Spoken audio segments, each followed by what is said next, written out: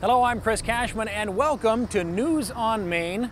We are on location this week. I'm standing in front of Seattle's famous Dick's Drive-In, a local burger joint that opened in 1954. The Emerald City's longest running fast food restaurant chain hasn't expanded from their 5 locations in 36 years.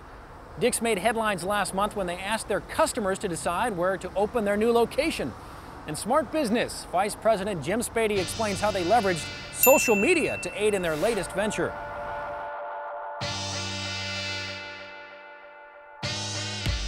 We had this great idea for a customer poll, and we put up an instant poll on our webpage, and we were just overwhelmed by the response. We let customers vote either north, south, or east of Seattle, and in 3 weeks, we had 115,000 people vote on our instant poll. And North was the clear winner, receiving almost 50% of the votes. Each of the 3 areas customers could vote on included multiple city options within 20 miles of their flagship restaurant. Jim says this balanced the draw a distant restaurant would achieve versus the difficulty of managing its construction and operation. Initially, the idea to let their customers choose their next location met some resistance internally. And it's a natural feeling to think, well, it's better to just do it our way, because otherwise people may want to push us in a way we don't want to go. For us, it was important to know how our customers felt. Jim says their reason for expanding now was a strategic decision. Land is cheaper to get now than it was a couple years ago. It used to be very hard to get a good contractor. Now it's easy to get a good contractor. We have, over the years, paid off all our mortgages, so we have a nice balance sheet. We can easily borrow the money that we need to expand the business. It wasn't all roses for the burger joint's unique expansion venture. On Dick's Facebook page, some accused the company of using the online poll as a cheap PR ploy. Jim says this was all about listening to their customers and has targeted the end of 2011 for the opening of the new restaurant. This is a significant bet that we're making, but the tremendous response we've gotten from our customers is helping us feel very confident about how successful it will be. In other small business news, President Obama has signed the Small Business Jobs Act.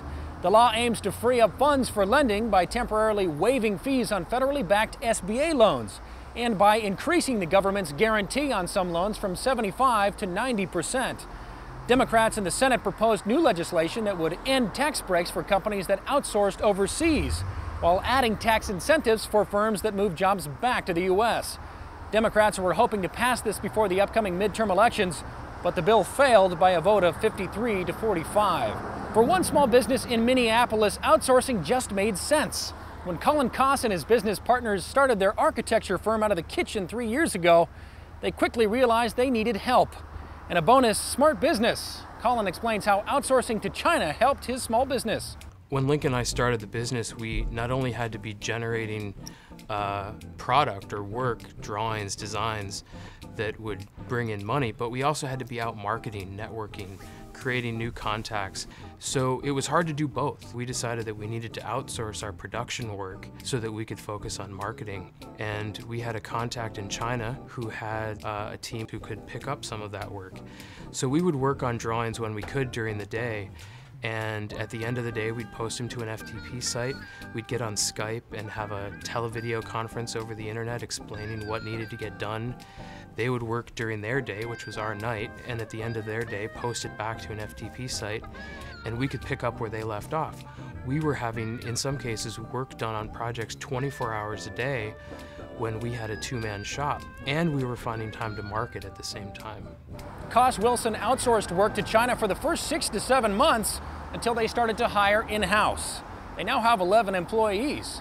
Interestingly enough, Koss Wilson now takes on outsourcing work from other larger U.S. architecture firms. It totals 10 to 15% of their work.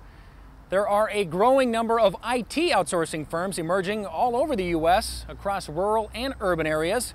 Read our article, IT Outsourcing. Just say yes, right here on Business on Main. And that's your News on Main, the place to get connected in small business. Thanks for watching. I can't resist the smell any longer. I'm going to order. Here. You want anything?